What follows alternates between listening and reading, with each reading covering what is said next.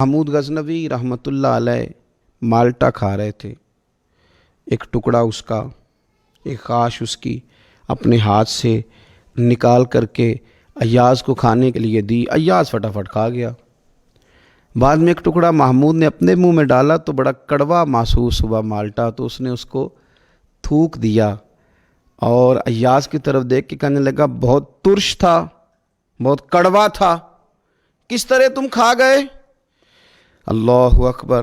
تو ایاز نے جو بات کی وہ ہمیں سمجھاتی ہے کہ بندے کا رشتہ کس طرح کا ہونا چاہیے۔ ایاز کہنے لگا آقا ساری زندگی تیرے ہاتھوں سے میٹھے کھائے، آج ایک کڑوا آیا تھا تو میں اگر اسے تھوک دیتا یہ کو آئین وفاداری تو نہ ہوا۔ انسان کو اللہ کی طرف سے نعمتیں آتی جائیں، رحمتیں آتی جائیں، تندرستیاں آتی جائیں، لیکن کسی جگہ ذرا کمزوری دیکھنی پڑے تو انسان اس جگہ ٹھہر جائے، اس جگہ وہ گھبرا جائے، وہم کا شکار ہو جائے، پتہ نہیں کیا ہو جائے گا، ان چکروں میں پڑ جائے، تو یہ بات درست نہیں ہے۔